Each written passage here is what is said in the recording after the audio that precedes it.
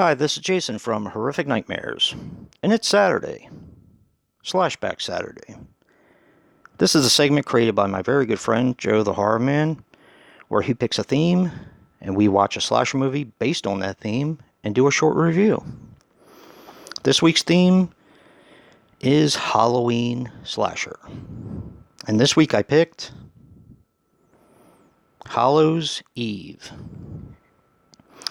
Now, Hallow's Eve is a 2013 film which runs approximately 78 minutes and is directed by Sean McGrary. The only thing I could find on him was a movie called Patrick. Not the Ozploitation Patrick, but a different one that I'd never heard of. Now, this stars Danielle Harris as Nicole Bates. She was in See No Evil 2, Camp Dread, Hatchet 2 and 3, and Victor Crowley, not to mention countless others. This also stars Raymond Mamrak as Matthew Bates. He was in The Milkman and Nobody Gets Out Alive. Courtney Baxter as Eve Bates. She was in Sharknado 2 and Night School. And finally, a second Scream Queen, Tiffany Shepis, as Sarah. She was in Pickaxe, Strange Nature, Victor Crowley, and Claude, among countless others.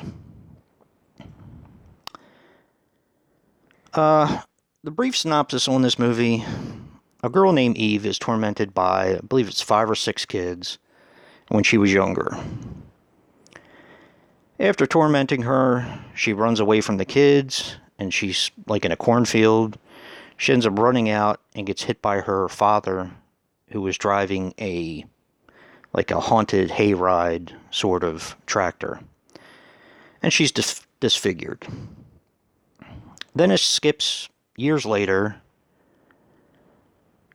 when the Bates family, of course, is having their Halloween Bates style. They basically have a corn maze, a haunted house, you name it, they pretty much have it.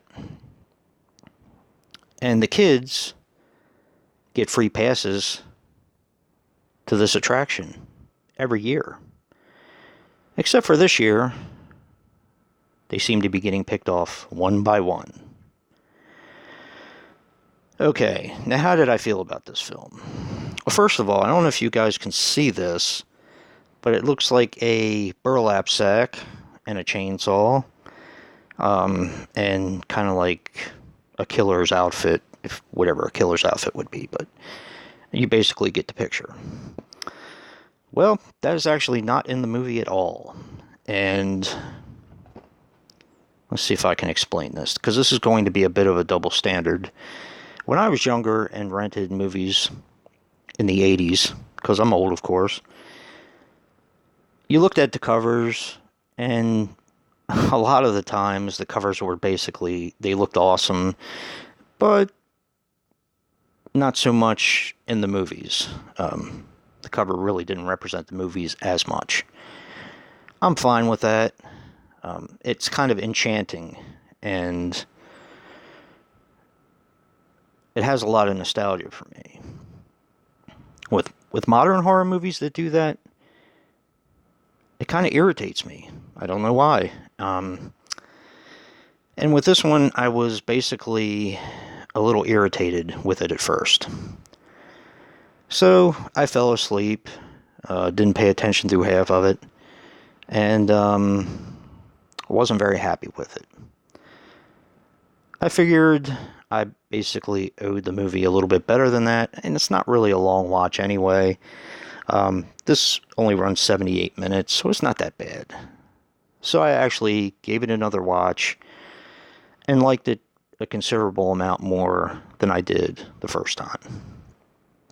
Not to say it's that much of a better film, but I guess I got over the irritation.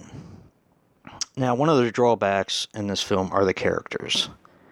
They're very, very unlikable. And usually I'm okay with that. Because I know they're just cannon fodder anyway for the killer. But for some reason, they just irritated me to no end in this film. But all in all, I can recommend it to slasher fans. I think slasher fans might enjoy this one. If you're not a slasher fan, just a general horror fan, you might want to steer clear of this one. But yeah, I liked it. It just didn't do what I thought it was going to do. And I'd specifically set this one aside because I had a feeling that Joe was going to do a Halloween theme for the Slashback Saturday. So, check out Joe to see what he picked and what next week's theme is. And if you like what you see in here, hit that like button and subscribe. And until next time, peace.